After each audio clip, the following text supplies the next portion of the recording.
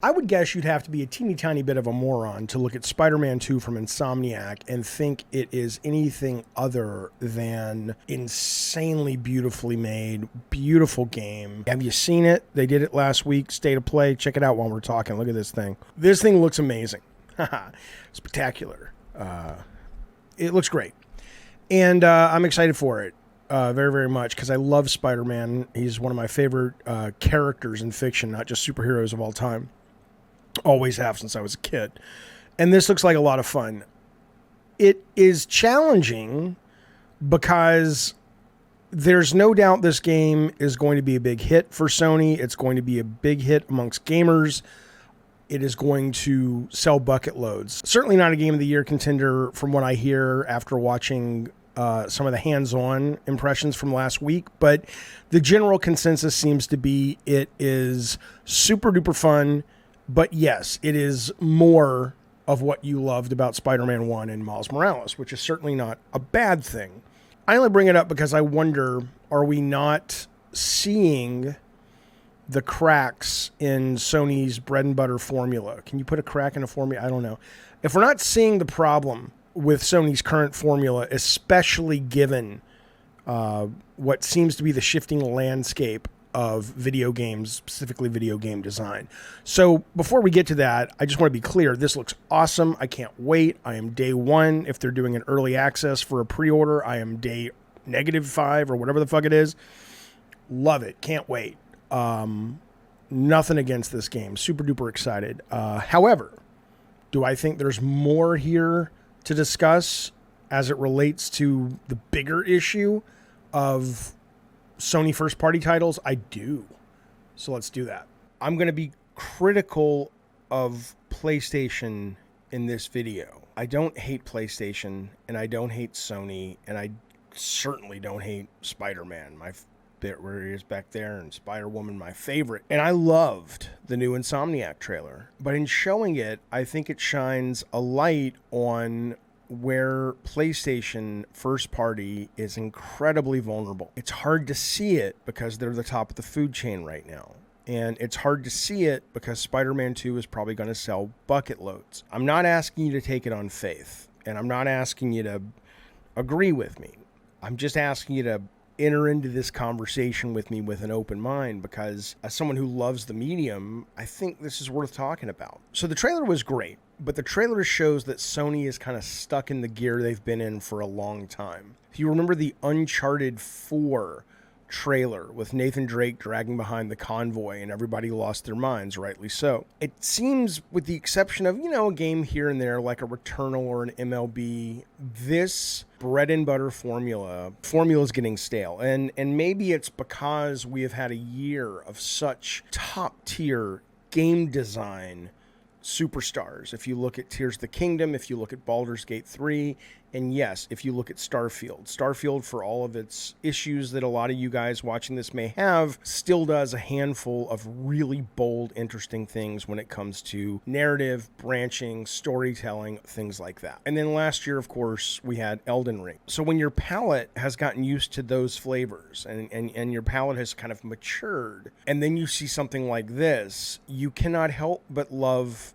the presentation. But abstractly, if you look at it at a game level, it's not really asking you to do all that much more in a unique player agency way. Like even this scene here, which is, if this was a movie, we'd be losing our shit, because as somebody watching this scene, you're like, holy cow, that's a cool idea. That's awesome. It's like, shit, that's a neat concept.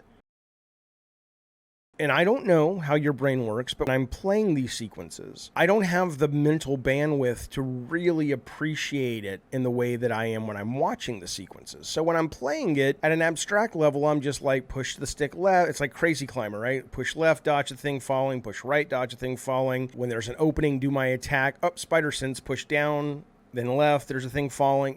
This game is amazing at a presentation level, but at a gameplay level, we've done it. And it seems like so much of Sony's bread and butter formula is about presenting the game as this amazing movie. And I Love it. I get it. It's a great subgenre. They should never stop making games like that. But there's a point where I think you start to see the lack of innovation in the actual part of the game that matters most to most people, even though they may not know it, which is the interactivity. I look at this game and I say, I will definitely get it day one. I am excited. I cannot wait. I would be stunned if after the initial excitement, I finish this game. Not because I don't love it or I don't appreciate it, but because after about 5 or 6 hours, I get the sense I'm like, okay, I get it. Let me move on. I haven't felt that way with Tears, Elden, Baldur's Gate, Starfield. All of those 4 games have me continuing to come back to them because they're not always, but it seems so far anyway that there is always something new to delight me and surprise me. I don't get the sense of that in a lot of the Sony games. And this could just be my brain. You guys could be like, yeah, that's great for your gamer brain, Jaffe, but we love this. Who are you to say that just because your brain feels that way, that you're ahead of the curve? Because that's what I think. I think in the same way that you have people that are movie snobs, aficionados, whatever you want to call them, same with music, whatever. They're so deep into it as an art form, and it's not just a surface enjoyment for them, that they're able to recognize when they're getting tired of the same old thing more often than others who are just sort of cursory engaged. But eventually, they end up being right. Pop music does change. We're sick of this. We want this. We're sick of these kind of movies. We want these kind of movies. So maybe it's that, or maybe I'm just a minority and this bread and butter is bread and butter and it works and people love it. For me, I would be worried if I saw Baldur's and Tears and all these games this year and a couple last year and go, is this formula still fresh enough to really be our core template for game making? And it might be. But don't point to the sales because this thing's going to sell great. Huge. But that doesn't mean we're not seeing the beginnings of the fatigue setting in of this kind of game. And I wonder if you're at Sony, and you have to be. You can't be Cory Barlog working on his new game, as smart as Cory is, and going, no, it's the same as it ever was. There's no way that he's not taking these lessons in. And I imagine when he unveils whatever he's working on, you're going to see a reaction to the last couple of years of more player agency-based games and what he does. I'm almost certain of it. Perhaps with the new Ghost of Tsushima as well, which they haven't announced, but it's coming. Well, people say, well, what about Nintendo? You're not bagging on the new Mario. It's like, oh, it's the same game over and over and over and over and over, but it's not. The difference is the genre is the same. The core mechanics are the same of like, oh, you run to the right, try to get to the end of the level, jump on the flag, blah, blah, blah. But the stuff that they're showing that you get to do is fresh. It's fun. It's interesting. I haven't seen that before. It's not that Spider-Man 2 could not be this template, but every time, I don't know if you notice, but every time they actually show moment-to-moment gameplay, and if you extract yourself from the visual wowness of it, what you're doing with the game, how you're interfacing with the game, we've seen that, and we've done that many, many, many times. But when you look at Wonder, I haven't done these things before. And even the ones that I've done, the twist that they've put on it is enough to go, ooh, that looks like fun. There's not a single thing in the Spider-Man 2 trailer, except maybe fast flying, that I've looked at that I say, I'm sure the game will be fun. But I'm trying to think of one mechanic or one thing with the controller or one idea at a meta level when you're playing where you go, or where I go, holy cow, that I can't wait to do that. Or I know I'll be smiling when that happens. It just kind of looks like, all right, push up, hit triangle and square, boom, I'm going to do this cool flary move. And that's cool, but I've done it over and over and over in these games. I mean, ask yourself this, if they announce next week Ragnarok 2, which won't be Ragnarok 2, it's God of War in Egypt. And it's basically the same thing that we had in 2018's God of War and 2022's God of War Ragnarok.